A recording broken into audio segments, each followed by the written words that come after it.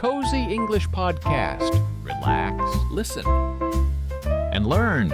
Welcome back to Cozy English Podcast, where we make learning English feel like chatting with your best friends. I'm Emma. And I'm Michael. And today we're tackling something super practical, asking for directions in English. Oh man, Michael, remember that time I got completely lost in London trying to find that tiny cafe, the one near Borough Market? Yes, you were too shy to ask anyone for help and just wandered around for like an hour, maybe 2 hours? It was definitely closer to 2 hours.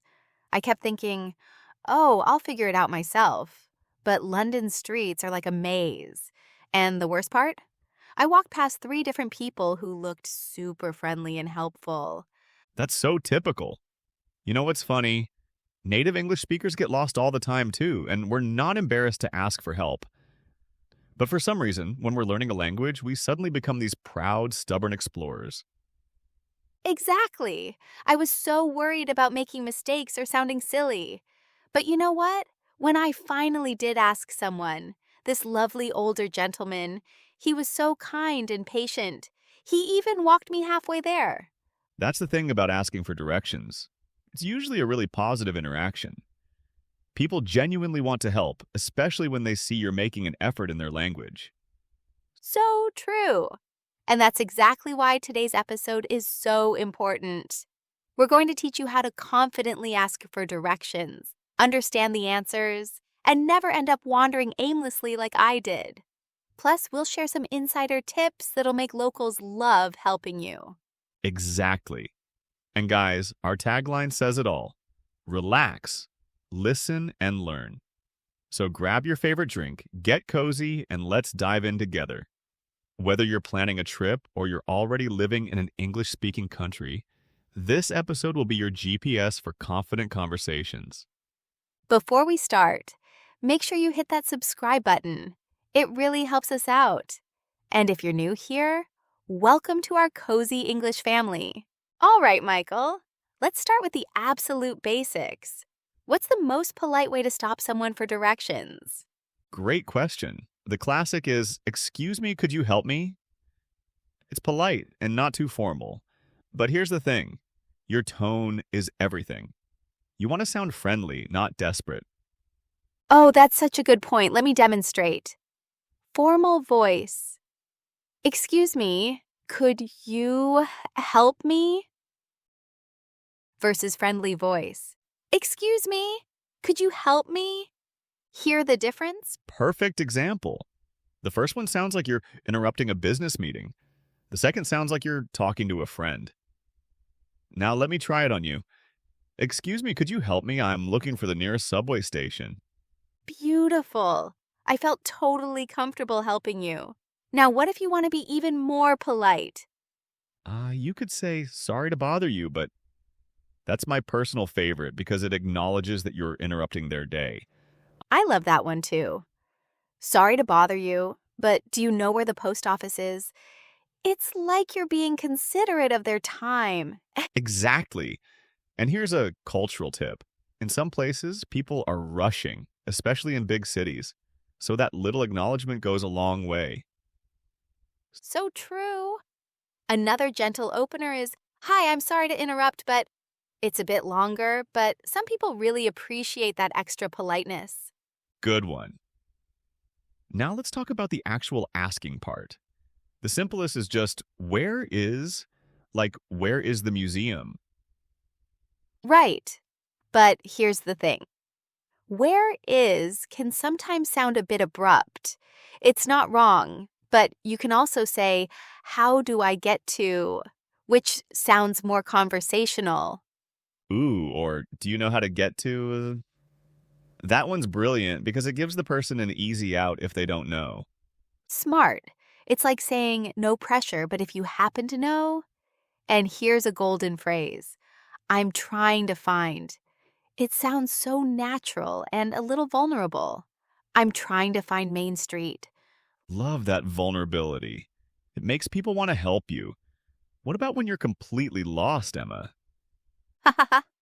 Oh boy, been there way too many times. You can say, I'm a bit lost, or I think I'm lost. But here's the thing, don't be too dramatic about it. Exactly. I'm completely lost and about to cry. Might be true, but it's a bit much for a stranger. Keep it light. Right.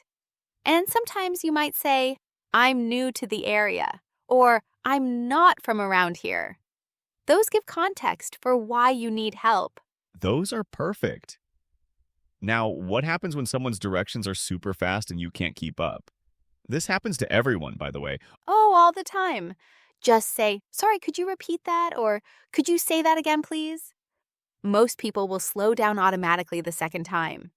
And don't be afraid to say, I didn't catch that. It means you didn't hear or understand clearly. It's not admitting you're bad at English. It's just normal conversation. Absolutely.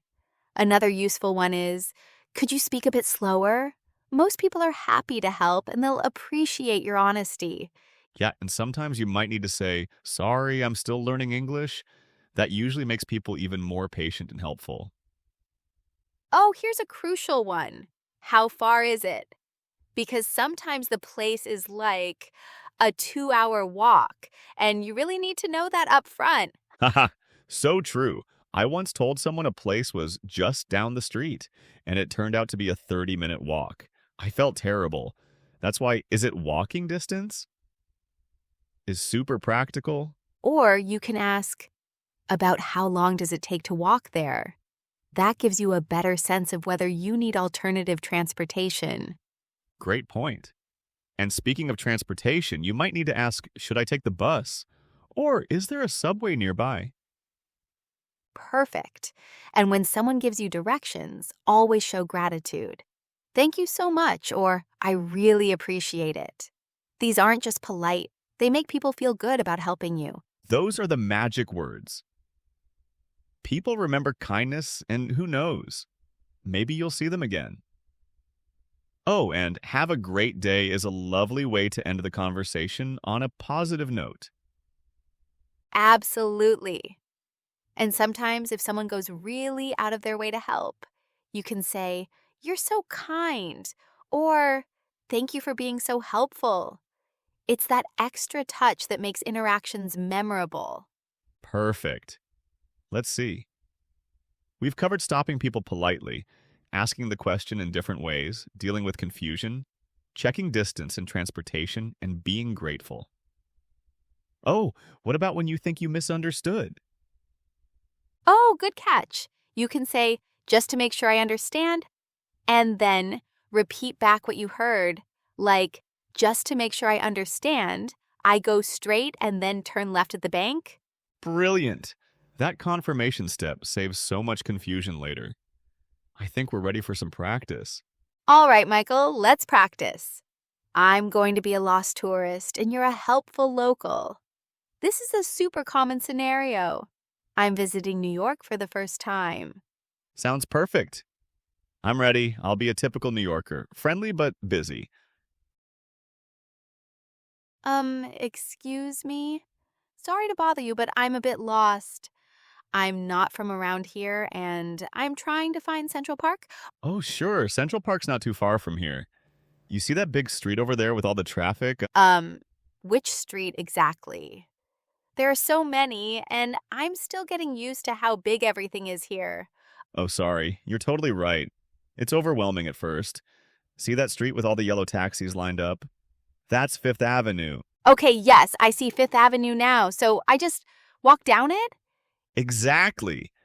You want to walk straight down Fifth Avenue, that direction, toward those tall buildings, for about 10 or 15 minutes. Straight down Fifth Avenue toward the tall buildings. How will I know when I'm actually there? I don't want to walk past it. Good thinking. You'll see a big entrance with these massive stone pillars and a wall. There's usually lots of people around. Street performers, hot dog vendors. You really can't miss it. Stone pillars, wall, lots of people. Got it. Just to make sure I understand, I go straight down this direction and look for the stone entrance. Perfect. That's exactly right. This might be a silly question, But is it actually walking distance, or should I take the subway? I don't want to start walking and then realize it's like an hour away. Not silly at all. Yeah, it's totally walking distance. Maybe 15, 20 minutes max. Nice, easy walk, and you'll see some cool stuff along the way. Oh, that's perfect. And is it safe to walk there? I know every city has different areas. Oh, absolutely. Fifth Avenue is one of the safest, busiest streets in the city. Lots of shops, lots of people around. Wonderful. Thank you so much for stopping to help me. I was getting a bit overwhelmed, and you made it so clear.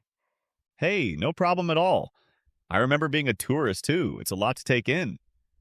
Enjoy the park. It's beautiful this time of year. Great people watching too. You're so kind. Have a great rest of your day. You too. Welcome to New York. Okay, how did that feel? I tried to add some realistic tourist concerns there. That was perfect. You asked about distance, safety, and confirmed the directions. Those are exactly the kinds of follow-up questions real tourists have. And I loved how you gave me landmarks like stone pillars and mentioned the vendors and street performers. That's so much more helpful than just saying you'll see a park entrance. Exactly. Visual landmarks are everything. And notice how when you seemed overwhelmed, I stopped being busy and gave you more attention? That's what most people do when they see you're genuinely trying. Okay, guys, let's pause for some really practical tips that'll make you sound more natural and confident when asking for directions. Tip number 1. Use landmarks, not just street names. Instead of saying, "Where's Oak Street?" try, "I'm looking for the coffee shop near Oak Street," or "the building with the red door on Oak Street." That's so smart. People remember visual things better than abstract street names. I always remember the place near the fountain better than 125 West something Street. Exactly. And tip number 2. It's totally okay to look confused. Native speakers do it too. We get lost, we ask questions, we look puzzled when someone explains something complicated. Don't worry about sounding perfect. Yes, confused faces are universal. People can see when you're trying to understand, and they'll usually adjust their explanation to help you. It's actually kind of sweet. Absolutely. And tip number 3. Always confirm what you heard. Repeat back the key points. So, straight down the street and turn left at the bank? This is what native speakers do too. That confirmation step is huge. It saves so much frustration later when you're halfway there and realize you might have misunderstood something important. Right. And here's tip number 4. Have Google Maps as backup, but don't rely on it completely. Sometimes asking locals gets you better routes, or they'll warn you about construction or closed streets. Or they'll tell you about amazing shortcuts. Plus, having a real conversation is such great practice for your English. You can't get that from an app. So true. And here's a bonus tip. Tip number 5. If someone gives you really complex directions with lots of turns, it's okay to ask, "Is there a simpler route?" Or, "What's the easiest way?" Oh, that's brilliant. Sometimes people give you the route they take every day, forgetting that you don't know the area like they do. Exactly. Most people will say, "Oh, you know what? There's actually an easier way," and give you something much simpler. And final tip. Tip number 6. Don't stress about being perfect. Just be friendly, grateful, and curious. People want to help. You just need to give them a chance to be kind. All right, Emma, round 2.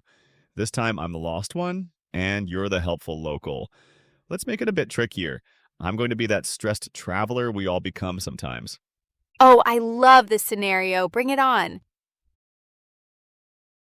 Oh, excuse me. I'm really sorry to bother you, but I think I'm completely lost. I'm trying to find the train station, and I'm supposed to meet someone in like 20 minutes. Oh, no. Okay, first thing. Which train station are you looking for? There are actually 3 different stations in this area. 3. Oh man, I had no idea. I need to catch the train to Boston.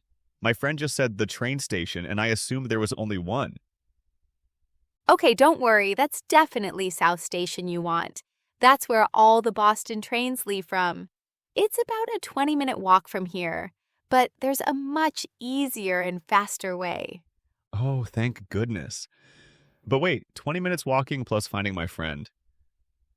Sorry, could you speak a bit slower? I'm pretty stressed right now, and my English gets worse when I panic. Of course, no worries at all. Take a deep breath. You're going to make it just fine. See that subway entrance right across the street? Yes, yes, I see it. The one with the big T sign? That's the one. Take the red line. That's the red subway line, Fuai, and it's just 2 stops to South Station. Much faster than walking. The red line, 2 stops to South Station. Got it. Sorry, one more question. How often do these trains come? I can't afford to wait 15 minutes for the next one. Don't worry about that at all. The red line trains come every 3 to 5 minutes during this time of day.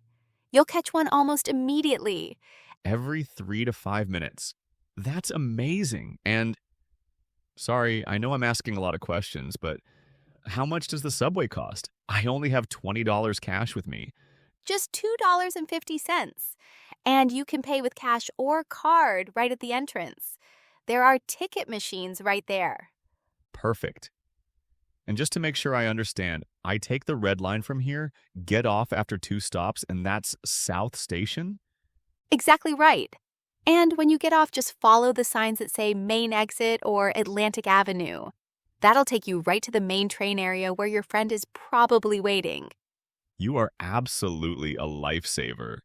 I was starting to panic, thinking I'd be late and lost. Thank you so much for being so patient with all my questions. Hey, we've all been there. Travel stress is real. Have a safe trip, and I hope you have a great time in Boston. You're so kind. Thank you again.